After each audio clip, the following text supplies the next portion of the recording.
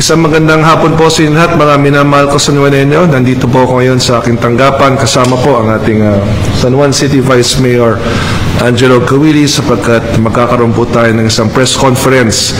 Inibitahan po natin ang ating mga kaibigan sa media at ganoon din po kayo pong mga nanonood, sapagkat ngayong hapon po ay ipepresenta ko sa media si Lexter Castro at ang mas kilalang Boy Dila, na nitong mga nakaraang araw nga po ay naging dahilan kung bakit marami pong nagalit na mga mamamayan patungkol nga po sa mga nangyari itong ating kapistahan. Kaya iprepresenta ko po siya sa media at subaybayan na lang po ang mga mangyayari sa mga darating na minuto. Okay, so pasukan natin yung makibigan natin sa media.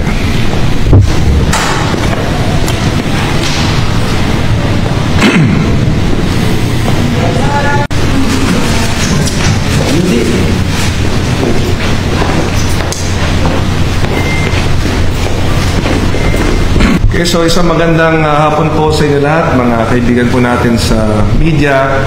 Kayo po ay aking inimbitahan sa hapong ito sapagkat nandito nga po si Lexter Castro, o mas kilalang Boy Dila, na itong mga nakaraang araw po ay naging usap-usapan dahil po sa mga viral videos na lumabas patungkol po sa mga nangyari nung aming kapistahan. So muli ako po ay humihingi ng pamanhin at pasensya sa lahat po ng naapektuhan o na biktima ng ilang mamamayan namin ng dahil po sa aming kapistahan. At isa nga po sa talagang pinanggagalingan ng galit ng napakaraming tao, na ako mismo talaga ay nagalit din, ay ito nga pong si Lexter, sapagkat yung mga videos po na kumakalat kung saan ay binabaril niya ng water gun yung isang nagmumotor at nilalabas niya ang kanyang dila. Ito po ay sa kasamaang palad ang naging muka ng ating Wata Wata Festival sa taong ito. At base nga sa aking pahayag kahapon, talagang gusto ko siyang makausap. Gusto ko siyang makausap at gusto kong maintindihan niya na ang kanyang ginawa ay nakakasira sa imahe ng lungsod ng San Juan at ganoon din sa ating Wata Wata San Juan Festival at sa kapistahan ni San Juan Bautista. Talagang sinikap kong makausap siya. Ang katotohanan po ay kahapon nakausap ko na po siya, ngunit hindi pa kami nakapagkita. At kanina nagkita kami sa unang pagkakataon at nakausap ko siya. At base sa aming usapan ay una, tinanong ko ano ang mga dahilan kung bakit niya nagawa ang mga ito. At ang mas mahalaga ay yung mga sasabihin niya ngayon sa inyong lahat. So muli, ako po ay humingi ng paumanhin sa lahat po ng naapektuhan, sa lahat po ng nasaktan, whether physically or emotionally, sa aming kapistahan dahil po sa mga maling asal na ginawa ng ibang mga mamamayan natin noong panahon ng kapistahan. So nandito ngayon si Lexter. Bago ko po siya iniharap sa inyo ngayon, nakapag-usap naman po kami at lahat naman po ito ay kanyang sinangayunan at kasama niya ang kanyang lola ngayon, nandito rin po. Kasama rin po ang ating Vice Mayor Angelo Kawili, kasama po ang ating Barangay Captain Alvin Alonso at ang mga kagawad po ng Barangay Balongbato na siyang nagdala po kay Lexter dito sa aking tanggapan. So, Lexter, hari ka ng salita. Sige dito, Lexter, pulong mo dito para marinig ka nila. Nung una po, nagpapasensya po ako sa amin ngayon na sa nagawa ko po. Dahil po sa akin, parang sira po ang kasanuan po. Sa lahat po, humingi po ako ng paumingi sa inyo sa mga sabi ko po sa inyo. Lalo na po sa rider, humingi po ako ng tawad po sa inyo at gusto ko po kayong makita sa personally na gusto ko po sa inyo humingi ng paumanhin po. Sa mga nagbabanta po sa akin, hindi ko na rin po maiisip kung ano po, stress na rin po ako na kung ano-ano na lang din po lumalabas sa pagbabanta sa akin na lalo na po sa mga pamilya ko. Huwag naman po sana nilang idamay kung may galit po sila sa akin, ako na lang po ang ano nila. Dahil masakit din po kasi nadadamay po yung pamilya ko. Kanina nga po, no, nung nag-usap kami ni Lexter, ang magandang narinig ko sa kanya ay handa siyang humingi ng patawad at paumanhin sa publiko, lalong-lalo na nga sa mga taong maaaring nabastos niya, naapektuhan sa mga ginawa niya o nasabi niya. At yun naman po ay isang bagay na sinabi ko nga, mas mabuting na makita ng publiko na talagang nagsisisi siya, no, sa kanyang ginawa at ang mahalaga hindi ito maulit muli. Tinatanggap naman niya ang kanyang mga nagawang mali, inaamin naman niya at ang mabuti rito ay matututo siya ng isang leksyon kung saan siya ay maging mapagkumbaba at tanggapin ang pagkakamali. Ngunit ang pinakamahalaga ay magbago ng pagkatao at wag nang gagawin ang mga ganitong bagay. At yun naman po ang napag-usapan namin ni Lexter. Kung nakita niyo po interview ko kahapon, aminado po ako na talagang galit na galit ako kay Lexter. Dahil yung kanyang mga ginawa, yung po naging muka ng Wata Wata San Juan Festival. Yung po naging muka ng kapistahan ng San Juan. Ngunit nung nakapag-usap naman kami at nakita ko naman sa kanya na sincero siya sa kanyang paghingi ng paumanhin, ay sabi ko, medyo talagang humupa rin naman yung galit ko. Sa totoo lang, talagang halong lungkot at galit po ang aking naramdaman dahil yung nung una hindi ko siya nakikitaan ng remorse. Nung una hindi ko siya nakikitaan ng anumang pagsisisi. Kumbaga nakikita ko parang proud pa siya, kinatutuwa niya yung ginagawa niya. Kaya nung nag-usap nga kami kanina at kahapon, ipinaintindi ko kay Lexter na ang kanyang mga ginagawa, mga sinasabi, ay nagiging dahilan kung bakit pumapangit ang pagtingin ng tao sa lungsod ng San Juan. Siya ay isang San Juanenyo, ang kanyang pamilya ay mga San Juanenyo. Sabi ko, pare-parehas tayong masisira dito dahil sa iyong ginagawa. At natauhan naman siya, naintindihan niya, at ngayon ay humaharap po sa inyo at humingi na po siya ng paumanhin. Kaya kung meron mo kayong mga gustong tanongin kay Lexter, handa naman siyang sagutin ng mga ito. Lexter, ang sinabi ka from this part, ano yung importante lesson na natutunan mo dito sa nangyari sa'yo? Natutunan ko po, katulad po yung sinasabi ni Mayor na humingi lang po akong tawad sa mga nagawa ko, sa mga tingin sa akin ng tao. Hindi naman po ako masamang tao, mabait naman po ako. Alam po ng mga ano po rin. Kamusta ang mental health mo? Kamusta yung sa mental stress ka na ba dahil sa mga ginagawa sa inyong tao sa social media? Kamusta ka? Actually po, medyo stress na rin po. Hindi ko na rin po alam kung saan po ako lulugar. Sa mga nagsasabi po nila sa akin, wala po, hindi na rin po talaga alam. Lexter, paano mo kinakaharap at ilan yung mga natanggap mong death threats? Hindi ko na po, sa tutusin po, hindi ko na po sila mabilang. Sobrang dami po nagbabanda sa akin. Nakesyo daw po babarilin na lang, ganun po. Sa akin po, aminado naman po ako, mali po ako sa nagawa. Ako po humingi ng paumanhin sa lahat ng mga nabalang tao, lalong-lalo na po sa rider po na nabasa ko. Yun lang po. Yung mga nag-deliver din sa bahay ninyo, na hindi nyo naman pala address, meron ka ba panawagan din dun sa mga nagbubuhos pa na kaambayan na nagpapag-deliver na kung ano-ano?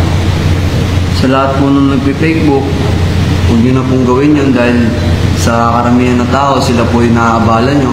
Hindi naman po ako. Sa maawa din po kayo sa mga seller, rider, sa mga fast food na ino-orderan nyo ng pagkain. Sa kanila lang po kayo maawa. Ano po sa akin. Gusto Glenn, sa Jeremy, no? Hindi lang ako ng provision, okay lang pakita na talaga namin yung mukha ko, no? Sa national TV and sa social media. Alright. Okay. May aas pa sa yung damage, parang kailangan ko itong bayaran because of this, because of that, yung mga ganun ba? Wala naman po. Puro pagbabanta lang po ginagawa po nila sa akin. Nakakaisyo ganyan, ganito ganyan na papatay na lang daw po ako. Para po sa akin na nai-stress na rin po ako. Siyempre, hindi ko rin po kilala kung sino yung mga yun. Ayun lang po. Mayor, may panagutan ba siya technically, Mayor? Alam niyo po, ng ating ordinansa, ang mga nakasaad na bawal doon, una-una yung sa pilitang pagbubukas ng mga sasakyan para mambasa, yung pagsampa sa mga sasakyan o pagyanig nito. No? So specifically, yung kanyang ginawa na pagbabasa gamit ang water gun at yung pangdidila, no? Kung tutuusin, talagang walang violation ito. Kahit sa batas, no? Kinonsulta po namin sa ating mga abogado. Si Vice Mayor Alcawila isang abogado. Kinonsulta natin ang ating city legal officer, ating city administrator. Lahat sila abogado. Wala kasing violation ng anumang batas. Ngunit kung sakaling yung rider na binasa niya, nasira ang cellphone o di kaya ang laptop, pwede siyang kasuhan ng reckless imprudence resulting to damage to property. Pero depende ngayon yan kung yung rider na ito ay pupunta dito upang mag-file ng complaint. No? Yun nga po yung sinabi ni Lexter kanina. Napanood ko rin yung kanyang pinost kahapon sa social media na humingi siya ng paumanhin dun sa rider. Ang gusto nga po sana mangyari ni Lexter ay makapagkita sila ng rider. I can actually arrange it doon po sa ating rider. Kung kayo po nanonood at nakikinig ngayon, kung magtitiwala po kayo sa akin, pwede ko pong i-arrange na makapagkita po sila ni Lexter dito sa aking tanggapan sapagkat unang-unang gustong humingi ng paumanhin ni Lexter sa kanya personally. Pangalawa, nais niyang handugan ng isang helmet at kapote. Ito yung kanyang paraan na humingi ng paumanhin dito po sa rider na kanyang binasa, na kitang-kita naman po na talagang kanyang ginawa dito po sa mga viral videos. No? Again, it is up to the rider kung sakaling gusto niya mag-file ng kaso. Choice po ng rider yan. Hindi lang yung rider, kung meron pang ibang mga naperwisyo si Lexter, kung ito ay mapapatunayan base sa mga CCTV o sa mga viral videos, option na po yan ng mga taong ito kung magpa-file po sila ng kaso. Ngunit kung papagbasihan po natin ang ating ordinansa, wala po siyang bina-violate na anumang provisions po ng ating city ordinance patungkol sa ating basahan. Mayor, Bante po, hindi po ba mapasok po sa public na panginis o unjust fixation? Again, that will require a private complainant. Yung po ang kaibahan dito at yan yung gusto kong ipaliwanag sa ating mga kaibigan sa media. Ang mga pwedeng i-file na kaso directly ng city government na kahit wala ng complainant ay yung mga nakasaad lamang sa ordinansa. Ngunit pagdating sa unjust vexation or di kaya slight physical injuries or damage to property, kailangan po sa ilalim ng batas na merong pong private complainant na pupunta. At ilang araw na ho kaming nananawagan sa publiko na kung meron nga pong mga gusto mag-file ng kaso ay pumunta rito. Meron na pong ilang mga pumunta, ngunit hindi naman po si Lexter ang kanyang kinakasuhan. Ito po ay patungkol sa ibang tao naman na nanakit sa kanila. So, as far as Lexter is concerned, wala pang ni isang tao talagang pupunta rito sa City Hall para mag-file ng kaso laban sa kanya. Kahit kami bilang isang lungsod, wala rin kaming may file na kaso laban sa kanya sapagkat wala naman talaga siyang nilabag sa ating ordinansa. Mayor, may kumuha na yung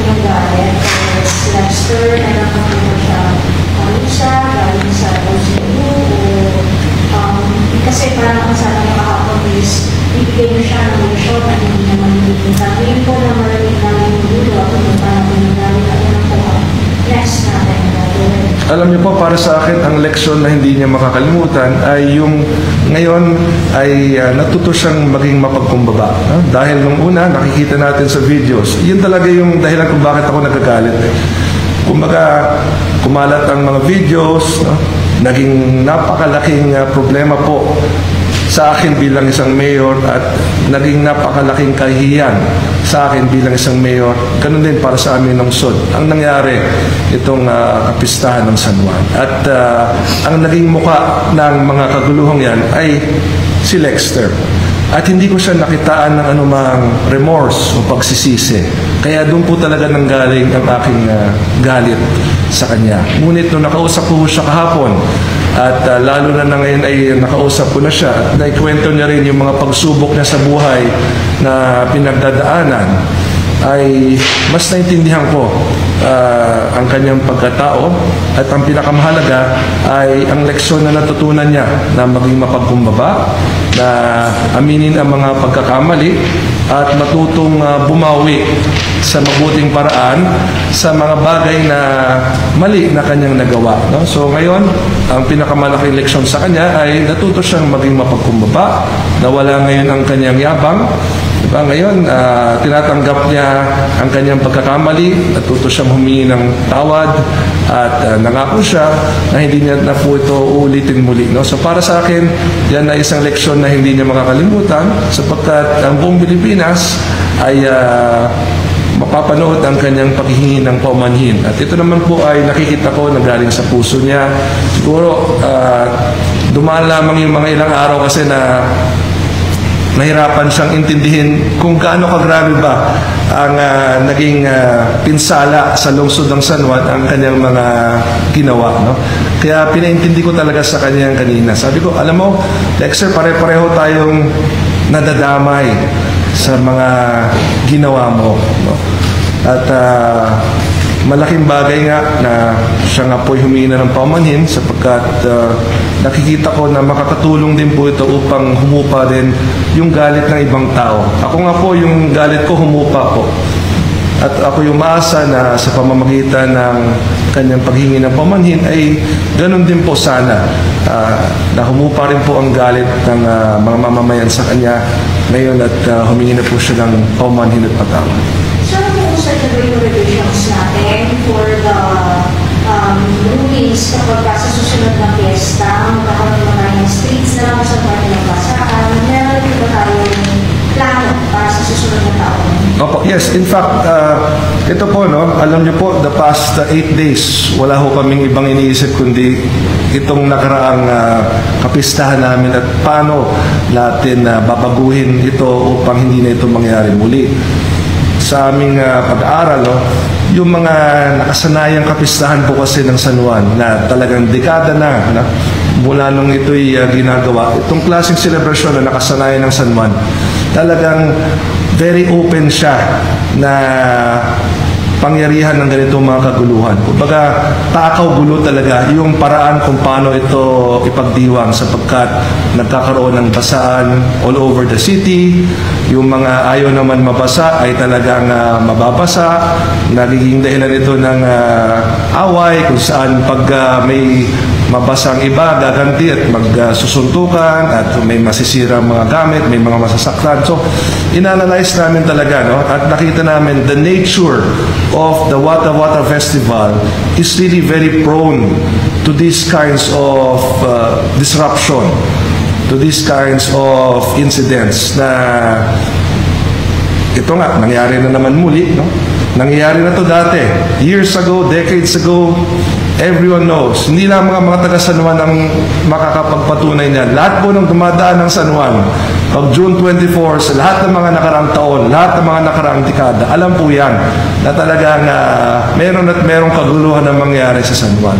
So dahil nga po sa nangyari nitong nakaraang linggo, ay nagdesisyon na po kami na baguhin na once and for all ang paraan kung paano magdiwang ng kapistahan dito sa San Juan. Tinanong nga ako minsan ng ating mga kaibigan reporter, pwede ba magkaroon ng waterless Fiesta celebration. The only time we were able to do a waterless Fiesta celebration was during COVID-19 dahil talagang health risk po ito. Ngunit dahil tapos na po ang pandemya at back to normal na nga po ang buhay natin, no? Nakaisip po kami ng isang paraan na magkaroon pa rin ng selebrasyon na bagamat merong tubig pa rin o basaan, ay hindi na po ito makakapirwisyo sa ibang tao. At yan nga po ang pag-designate ng isang basaan zone dito po mismo sa Pinaglabanan Road in between Domingo and P. Guevara Streets, na dito lamang papayagan ang anumang basaang selebrasyon pagdating ng aming kapistahan. So all other streets outside of P. Guevara, Pinaglabanan, and Domingo, yung mismong pagitan niyan, yung kahabaan ng Pinaglabanan mula P. Guevara hanggang Domingo, dito lamang papayagan ang basaan. At ang lahat ng kalye, lahat ng lugar sa buong San Juan, outside of the basaan zone, ay bawal po magbasaan. Para mas madali rin para sa ating mga kapulisan, para sa ating otoridad na manghuli. Kasi ngayon, kung i-analyze mo, bawal ba ang mambasa? Under the ordinance, hindi siya bawal. Under the law, technically, hindi naman bawal mangbasa. Except, of course, pag may masira kang gamit, may masaktan ka, tsaka ngayon papasok yung criminal liability. Ngunit kung nambasa ka lang, diba, meron talagang gray area doon sa existing ordinance at yung existing na paraan namin ng pagdiriwang po ng kapistahan. Kaya nga minabuti namin baguhin na once and for all ito para sa mga susunod na taon wala na pong maperwisyo. Kung gusto niyo pong makipagbasaan sa aming kapistahan sa mga susunod na taon, pupunta po kayo dito sa aming basaan zone. Ngayon, lahat po ng ibang mamamayan na walang planong makipagbasaan po, gusto lamang magtrabaho ng tahimik, gusto lamang dumaan sa aming mga kalye, ay doon na po sila sa ibang mga kalye dadaan at hindi na po sila papasok sa ating basaan zone because all other streets in San Juan will be passable for them dahil wala naman pong basaan. Isa pa ho sa aking gagawin din na talagang base sa aming pag-aaral ay makakatulong po, ay magre-request po tayo sa Malacanang na ideklara na holiday po ang June 24 sapagkat hindi po sakop ng kapangyarihan ng isang lungsod ang magdeklara ng holiday. Only Congress can declare a holiday, of course, through a law approved by the President, or Malacanang itself can declare a holiday. So, kapag ma-declare natin holiday ang June 24, no, sa pamamagitan ng ating Pangulong Marcos o ng Malacanang, ay ibig sabihin walang pasok sa mga paaralan, ganun din sa mga opisina. So, yung mga nagtatrabaho dito, hindi nila kailangan isipin, ako pupunta ako ng San Juan, mababasa ako. No?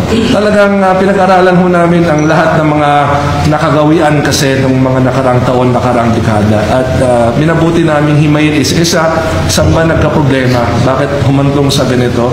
At yun nga po, ang pinakamahalaga ay babaguhin na po natin ito simula ngayon pa lamang. No? Babalangkas na po ang ating Sangguniang Panlungsod sa pamumuno ni Vice Mayor Angelo Cawili ng bagong ordinansa patungkol sa pamamaraan ng pagdiriwang ng aming kapistahan para po nga po hindi na po ito mangyayari muli. Mayor, dalawang bagay po. Yes, please. Hindi ko muna kay Lester. Lumapit ka ba kay Mayor dahil natatakot ka dun sa mga death threats o ano pong dahilan? Bakit kayo nandito? Dahil po sa mga pagbabanta rin po sa akin na hindi ko na rin talaga nakakala. Kaya naipagtulungan na lang din po ako kay Mayor.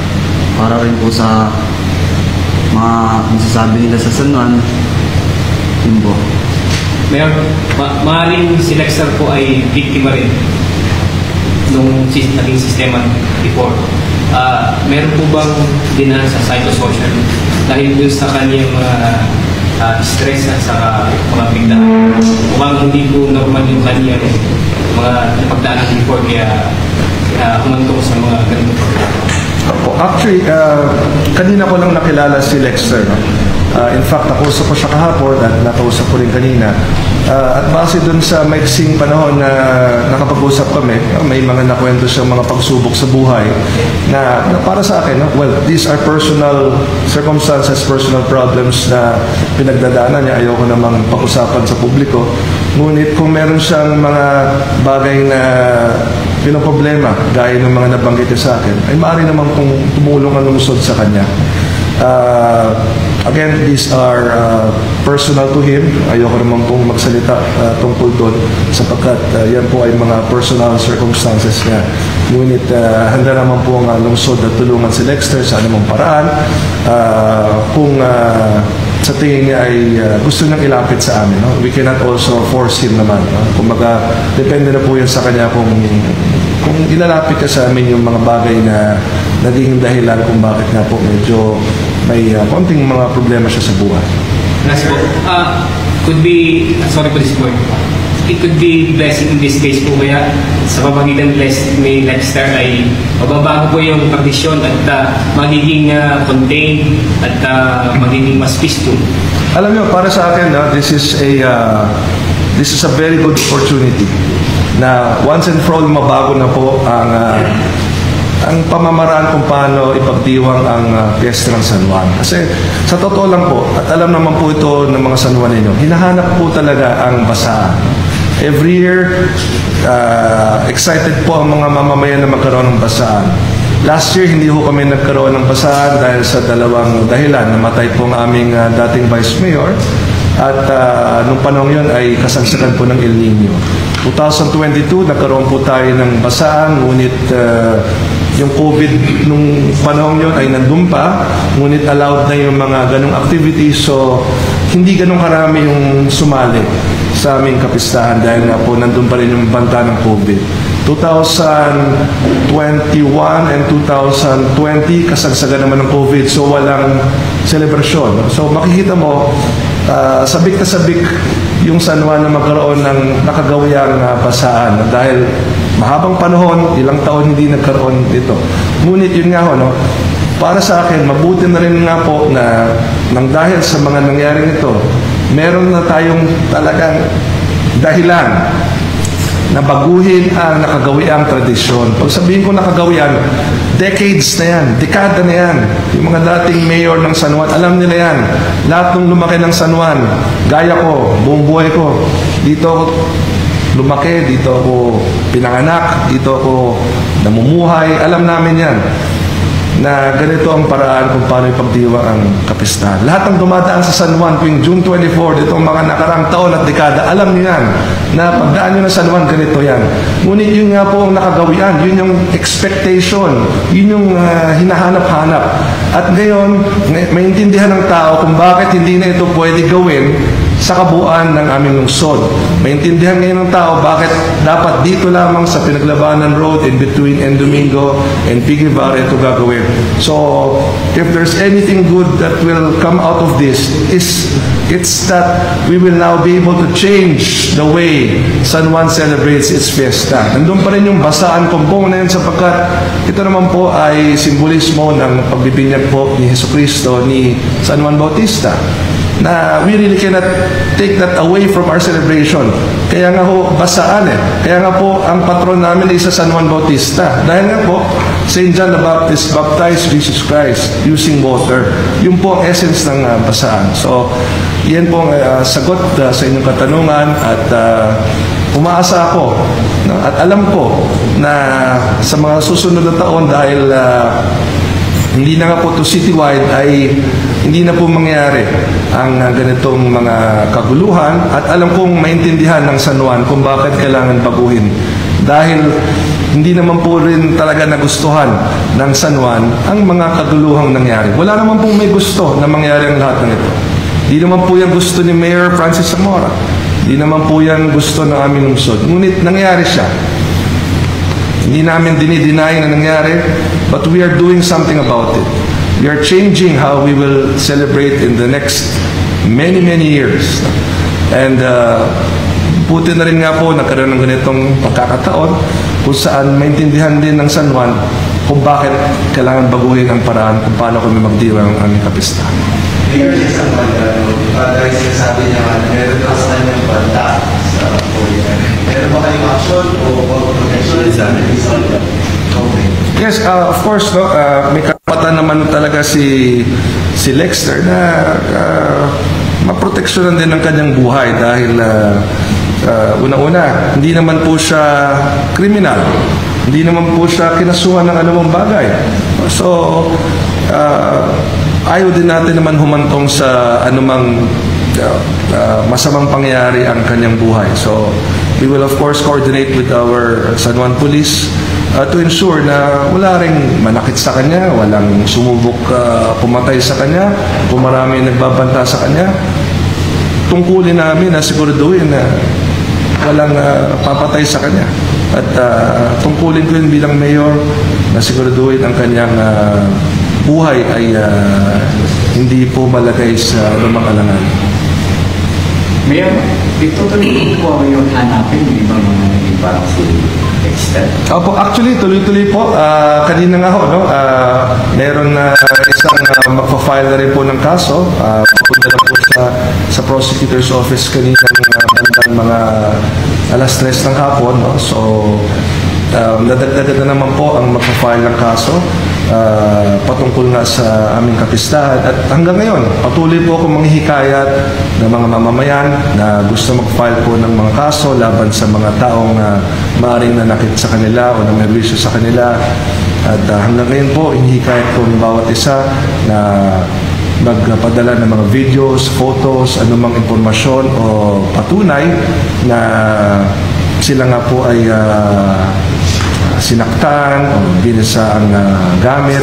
Ako rin po ay nagbigay na ng instructions kahapon nung aming breakfast meeting nga po kasama ang ating executive department, kasama ang ating legislative department, lahat ng mga Facebook accounts po ng ating mga barangay, ganun din ng ating mga city officials, ni Vice Mayor, ni City Administrator, ng mga konsihal, ni Congresswoman, ganoon din po ng ating mga department heads. Lahat po yan, I instructed all of them to announce to the public na kung meron pong mga videos o photos na pwedeng ipadala sa pamamagitan ng social media na magsisilbing mga patunay o pruweba sa mga ng basa o ng gulo, ay ipadala po sa amin sapagkat gaya ng sinabi ko, hindi po tayo titigil hanggat maturuan sila ng leksyon.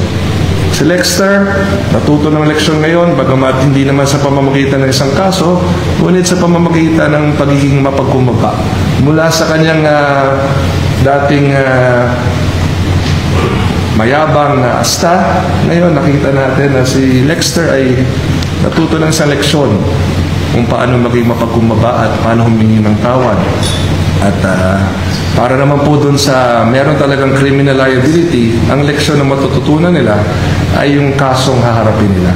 Sapagkat dadaan po sila sa isang legal na proseso at kung makita po ng ating korte na sila nga po ay guilty sa mga kasong ito, maaari silang makulong at sila po ay papatawan ng mga karampatang multa. Mayor, yung rider na binasa ni Lexter, may info na po ba kayo or natukoy na po niyo yung identity ng rider na yun? And if ever po na may nasirang gamit, sasagutin po ba ng LGU yung mga nasirang? Okay, una sa lahat, wala pa po kaming impormasyon kung sino po ang rider na ito. At yan nga po, hihikayat ko po siya na pumunta sa aking tanggapan upang aming matulungan. Kung gusto niya mag-file ng kaso laban kay Lexter, yan po ay kanyang karapatan. Kung gusto niya filean si Lexter ng kasong reckless imprudence resulting to damage to property upang mabayaran ang kanyang nasirang kagamitan, kung sakaling ang nasirang kanyang cellphone o laptop, yun po ay option na pwede niyang gawin. Ngunit pag dumating nga siya rito at makausap ko, of course, just like what I did po with Mr. Eustaquio Rapal, pinalitan ko po ang kanyang cellphone, ay tutulungan ko po ang rider na binasa ni Lexter. At baka si Lexter gusto rin siyang tulungan sa ibang paraan. Nagsabi naman siya na bibigyan niya ng helmet yung rider at kapote. No? So, sana nga po, no? Umaasa po ko na makapunta rito yung rider na binasa ni Lexter upang makapag-ayos ako ng isang araw kung saan makikita po kaming tatlo, makahingi po ng paumanhin personally si Lexter sa kanya, maabot ni Lexter yung tulong na gusto niyang iabot, at ako rin po personal na magbibigay ng tulong po sa kanya. Sir, nalulaki din kasi yung name yun sa mga fake bookings and fake deliveries. Yes, ako po yung nananawagan, no? Gaya ng binanggit ni Lexer kanina, sa lahat po ng mga gumagawa ng mga fake bookings, ako po yung nananawagan na tigil na po natin ito. Kung ano man po ang galit ninyo kay Lexter o sa akin dahil sa mga nangyari, kami po ay humingi ng pamanhin at nandito na nga po si Lexter, nag-public apology na po siya. Ito po ay bagay na talagang kusang loob niyang ginagawa. Kaya ako po yung maasa na humupa na rin po sana ang galit ng mga tao sa mga nangyari. At muli, no, sisiguraduhin po namin na hindi na po ito mangyari muli sa mga darating taon dito po sa kapistahan ng San Juan. At yung mga pagbabagong aming gagawin ay tiwala po ko na sa pamamagitan nito ay hindi na nga po mangyari muli ang ganitong klaseng kaguluhan. Wala na po kayong makikitang mga sa pilitang babasain, wala na po kayong makikita ng mga sasaktan. Wala na po kayong makikitang kaguluhan sapagkat meron na lang pong isang basaan zone na kung saan pwede magbasaan. At itong basaan zone ito, of course, we will ensure peace and order inside the basaan zone. But outside the basaan zone, bawal po mangbasa at mas madali na ngayon para sa ating kapulisan manghuli sapagkat kung kayo po ay mambasa outside the basaan zone, automatic violation na po yan ng ordinansa. Pwede po tayo magpataw ng as much as 5,000 pesos doon ordinance at pwedeng isaad po doon sa ordinansa ang pagkakakulong doon sa mga violators. No? So, isa pong gusto kong i-emphasize po, no, at gusto ko po maintindihan ninyo, yung 2018 ordinance, ito po isang ordinansa na pinasa noong panahon ng nakaraang mayor. At nakitaan namin ito ng maraming loopholes o gray areas o kahinaan. Halimbawa, yung ibang mga violations na nakita natin itong mga nakarang araw, hindi po yun nakasaad dun sa ordinansang yon. So, papalakasin namin ang ordinansang ito, aamyendahan namin siya upang lahat na maisip nating violations na pwedeng mangyari sa isang basaan ay mailagay doon. Yung mga loopholes, mga kakulangan, yung mga gray area, we will correct all of this and make sure that we will have a very, very strong ordinance na wala ng loopholes, all-encompassing. Lahat na maisip nating posibleng violations po, ilalagay na po natin doon para talagang wala nang ligtas yung mga manggugulo kung sakali man sa mga darating na panahon. Okay? Sir, so ulit interest na ito, sir. Ano, sorry? Ulit interest na. Oo. Kaya nga, napapasalamat din ako kay Lexter sapagkat nag-decision nga siya pumunta rito kasi sabi ko, hindi ka talaga titigilan ng lahat. Hanggat, mangyari nga ang araw na ito at Lexter, yun, talagang yung leksyong ito na natutunan niya, nakita niya na dapat maging mapagkumbaba, dapat akuin ang mga pagkakamali at ang pinakamahalaga ay hindi ito gawin muli upang wala nang mapiwisyo, wala nang masaktan, wala nang mabasa. Okay? Lester, lalabas ko pa yung dila mo. Joke na, okay. Ayaw ko lang yung masang dila mo. Sabi sample pa ulit. Sabi ko nga sa kanya, Lexter, wag mo na ilalabas yung dila mo.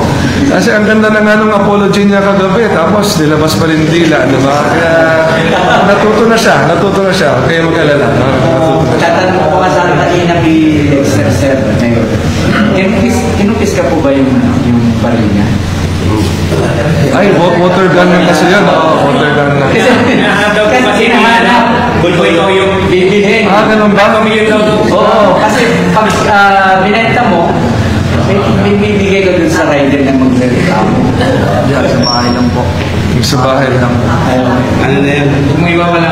Oo, kasi gustong bilhin, marami ang kaka-interest. Pero may bibenta ko ba talaga? O may sentimental value habang buhay sa water gun yung base? Habang buhay na po yun. Bahagi yun ng leksyon na natutunan niya, no? Yes. Para hindi niya makalimutan na dahil sa water gun na yan, nagkagano ng kanyang buhay at dahil sa kanyang pinagdaanan ay nagsisi naman siya at nangakong hindi na gagawin muli. Sige po, maraming salamat po. Umangat ang kanyang kasikatan, parang si Diwata. Sige po, thank you so much.